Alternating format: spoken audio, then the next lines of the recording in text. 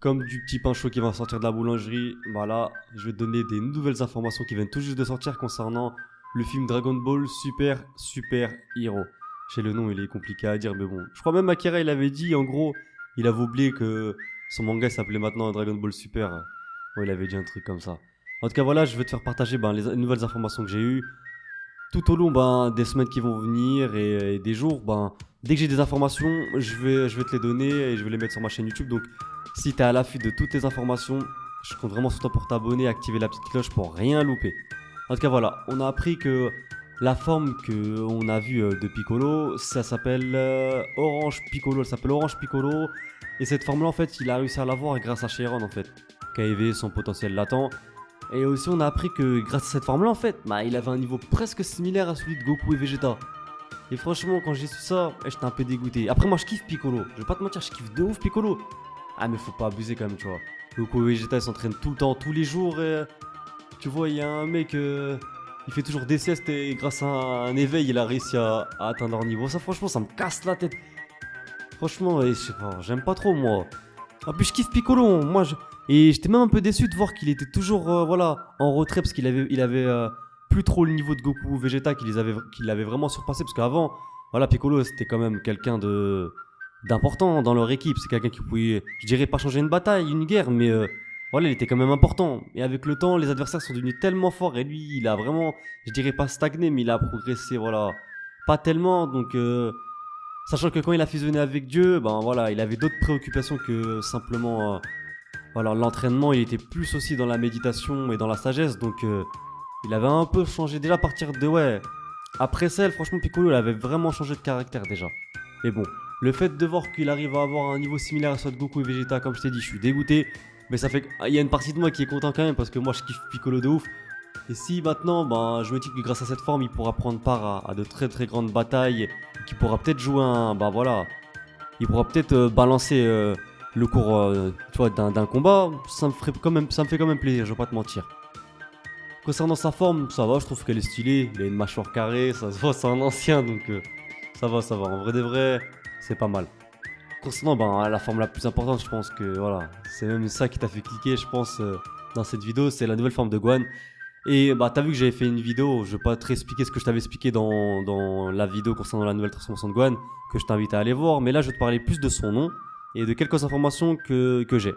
Alors sa forme elle s'appelle Beast Gohan. Bon, je suis pas trop fort en anglais, mais je sais que ça veut dire la bête en fait en gros.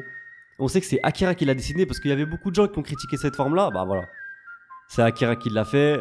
Même moi, hein, quand j'ai vu la forme, j'aurais dit tu sais, ça on dirait un personnage de Twilight, tu vois, on dirait un vampire en mode lover, tout ça. Après, ce que j'ai kiffé, moi, c'était les yeux rouges. Je trouve que ça avait un mode dark et tout. J'ai trouvé ça lourd. Mais bon, il y a beaucoup de personnes qui ont pas trop kiffé, voilà, cette forme-là. Moi, franchement, normal. En vrai de vrai, ça va, j'ai kiffé, pas trop kiffé. Mais je vais te montrer un truc peut-être qui pourra te faire changer d'avis concernant cette forme. En tout cas, Akira, voilà, comme je t'ai dit, il a dit que c'était pour ressortir la bête qui était en lui. Et moi, je me dis qu'en quelque sorte, c'est un peu logique en vrai, parce que Gohan, il a toujours eu un problème avec la colère, tu vois. Tu sais, si tu sors ça du contexte, tu dis que le mec, c'est un ouf. Tu sais, les genres de personnes, même dans la vraie vie, genre en mode qui sont calmes et tout, et qui d'un coup pètent un câble, genre il explose tout, tu dis le mec, c'est un ouf. Et Gohan, il a toujours été un peu comme ça. Il est un peu. Il est un peu schizophrène, on dirait un peu, entre guillemets. Vous vous rappelez contre Cell, le mec, vous connaissez Gohan, le mec, il a pas envie de faire du mal à une mouche ou à un papillon. Et tu vois quand il se bat contre Cell, à un moment Goku dit tue-le, il a dit non, je veux le faire souffrir et tout. Et il a toujours été comme ça, Gohan, en fait. Il y a des moments où c'est un ouf, ça se voit que c'est un monstre. Et donc, le fait de dire que Akira il voulait faire ressortir réellement la bête qui était en lui, je trouve que c'est un peu logique. Après, on peut discuter du fond, mais bon, voilà. Je sais qu'il y a des gens qui sont pas d'accord avec sa nouvelle transformation, d'autres qui le sont. Oh, franchement, moi, en vrai de vrai, les avis qui sont contre et les avis qui sont pour, franchement, je sais pas où me situer parce que c'est vrai que je me dis ouais mais c'est pas logique qu'il atteint cette forme comme ça juste avec la colère en fait, c'est vraiment pas logique, il y a même pas eu d'entraînement derrière.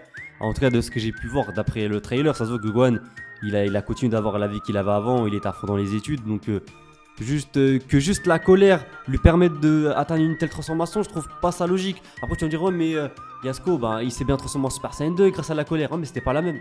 C'était pas la même parce qu'il s'entraînait avec Goku dans la salle du temps, tu vois, donc il y a quand même tu vois, il y a quand même quelque chose, c'est pas qu'avec la colère, il s'est vraiment entraîné, alors que là il s'est pas entraîné du tout. Et donc le voir atteindre une transformation avec une puissance comme ça, c'est vraiment choquant, sachant que ça a été expliqué que Piccolo il avait presque le même niveau que Vegeta sous sa forme Ego et l'Ultra Instinct de Goku.